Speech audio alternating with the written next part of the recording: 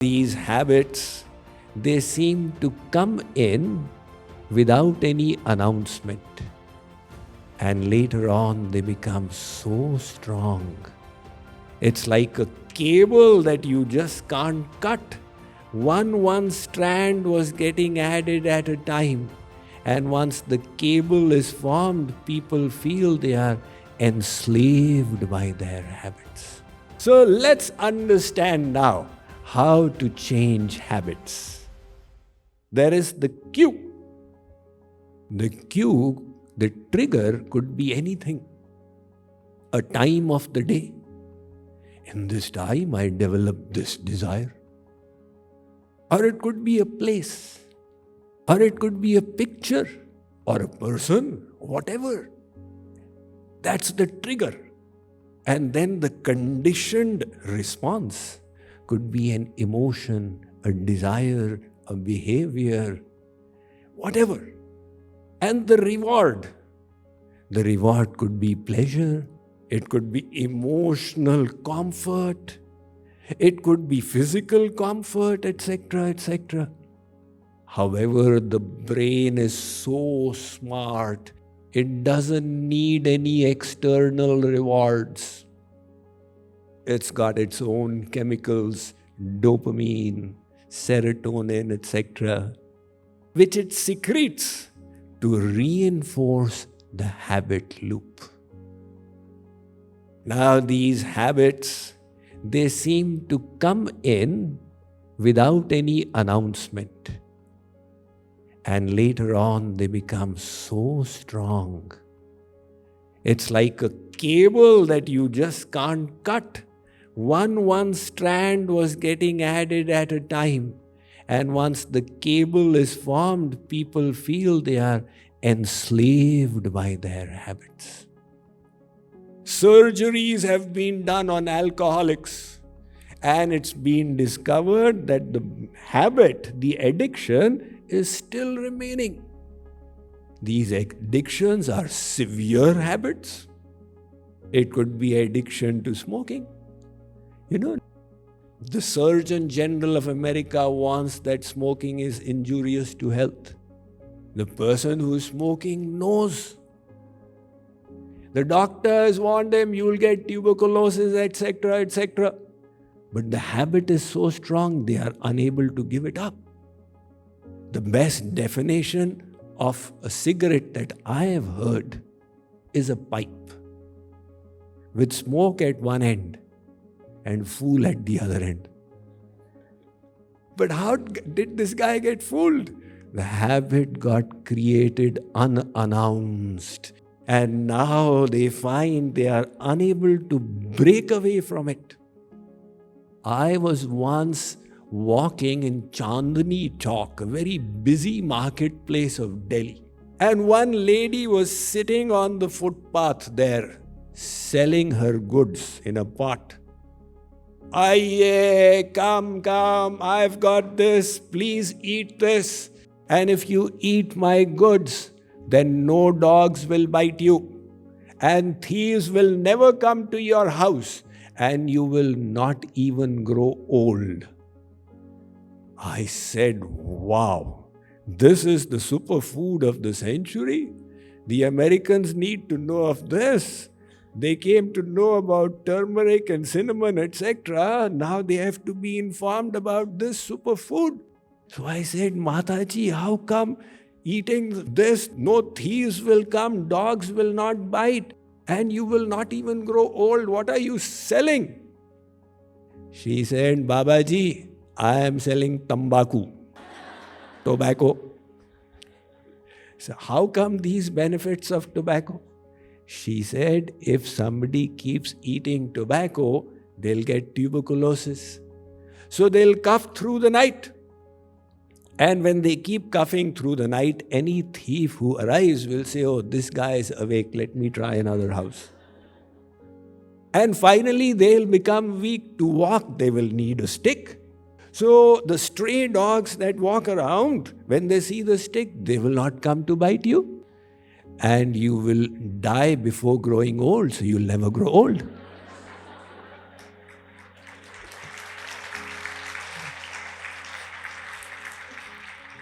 This is the power of habits. People know it but feel they can't do anything about it. Nevertheless, it doesn't have to be that way. The neuroplastic nature of the brain provides us facilities both ways. We can learn habits and we can unlearn them as well. Social researchers discovered when a fast food joint moved into a locality, so McDonald's or Baskin Robbins, etc., some people fell prey to the habit of eating junk food. It came innocently. They just arrived there, let's try the French fries. And naturally the reward, of course, was the gratification of the palate, the salt and the oil and the fried taste. And when they did it a few times, now the McDonald's sign serves as the trigger. So these companies are also very smart. They know that they have to keep the same trigger everywhere. Satya Nadella, in the year 2011, he picked up a book, Hooked: How to Create Habit-Forming Products. And that book became an immediate bestseller. He asked the Microsoft employees to purchase it. It became popular amongst Amazon employees, Facebook, etc. So they know how the habit loop gets created. There must be a constant trigger, which in this case turned out to be the fast food joint's logo.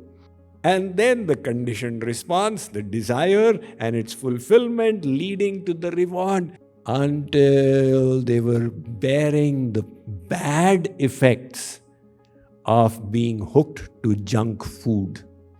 But then the same social scientists also discovered that if the fast food giant happened to move away, within the space of a year or two, the habit died out. So there is hope. And that is what we need to do. Identify our bad habits and decide the habits that would work to our advantage. Dismantle the harmful ones and establish the good ones. When you see people so disciplined, eating the right things, doing the right things, does it seem to you that it's always a struggle of willpower?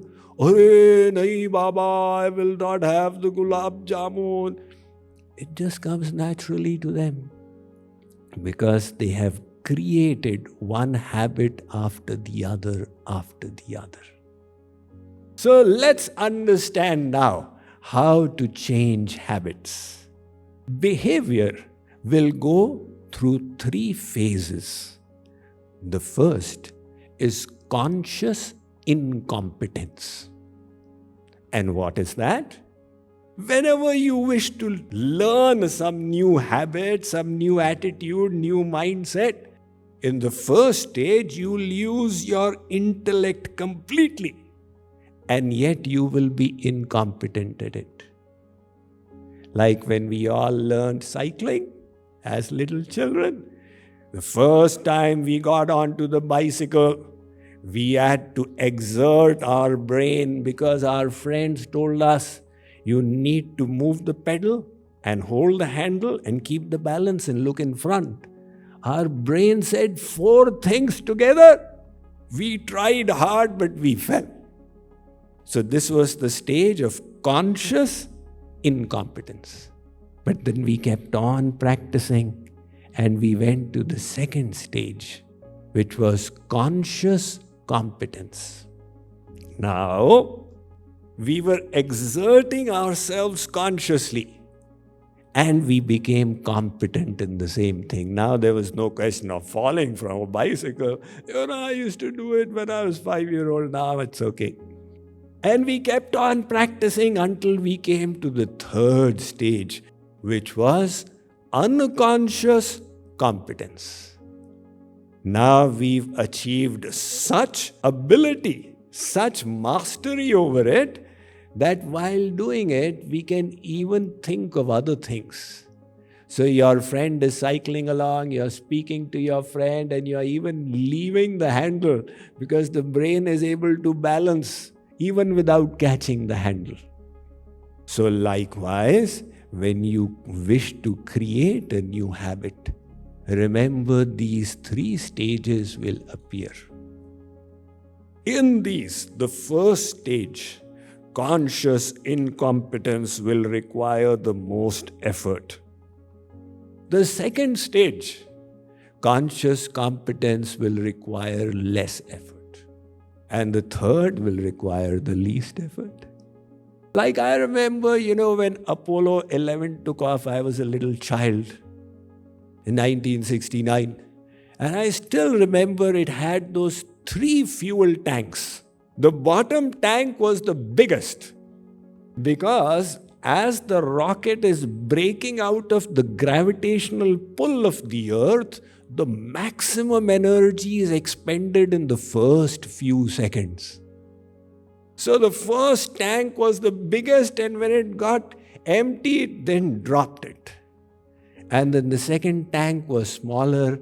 As the rocket picked up speed, that also got emptied and dropped it. And then the third was even smaller.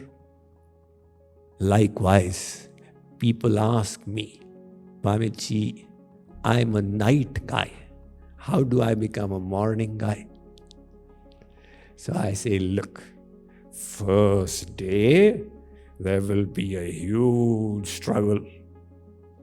The mind will say, I was enjoying the pleasure of sleeping so much, and why do I have to wake up? Why did this alarm ring? You will need to exert your willpower. If you're willing to do it, the second day it will be less difficult. And the third day, even less difficult. Now be prepared, it will take some time. How much time will it take to create a new habit? Some people say 21 days, some say 66 days, some say 254 days. Well, it all depends on the habit which you wish to create. Like, for example, you say, I'm addicted to Facebook and I wish to break it. So probably 18 days will be enough.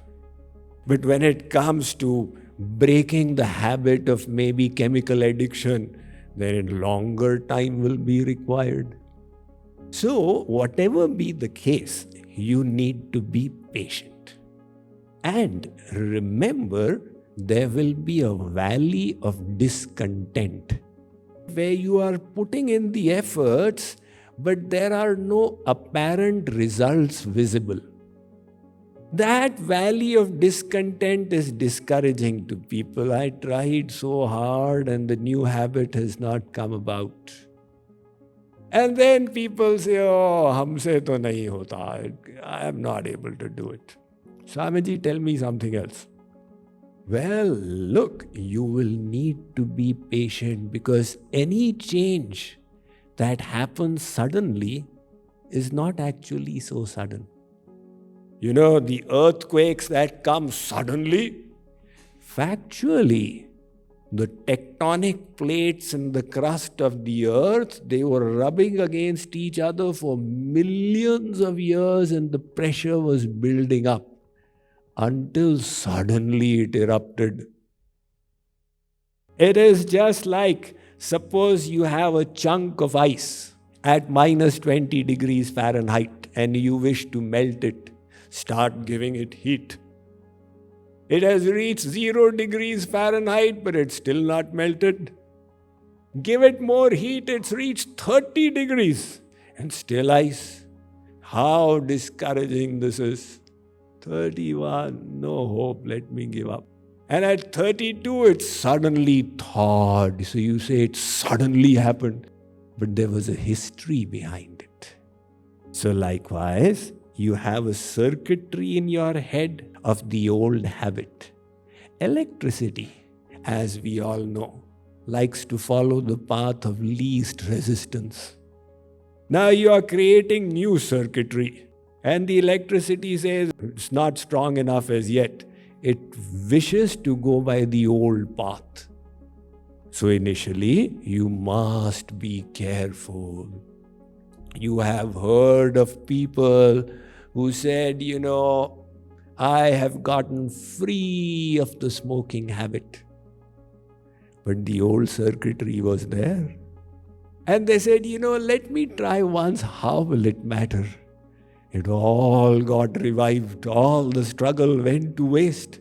So for a little while, remember the valley of discontent, you will have to be prepared. And then one day you will reap the reward. Others will come and say to you, how come you always eat healthy food? So you can tell them, you utilize the power of habit. Install good habits. And there is a shortcut to it as well. What is that? Associate with people for whom your desired habit is already normal behavior. In Hindi, they say, Sang ka rang padta hai. The kind of association you keep does impact your habits. I read a research that your best friend when you were 11 years old, that best friend's IQ will be highly correlated to your IQ when you reach 15 years of age.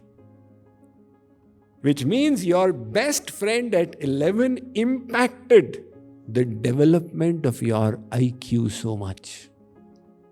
And hence, if you wish to develop, for example, the habit of being free from addictions, of doing the socially responsible things, you go to satsang where people are naturally doing that, and the habit will grow onto you very easily.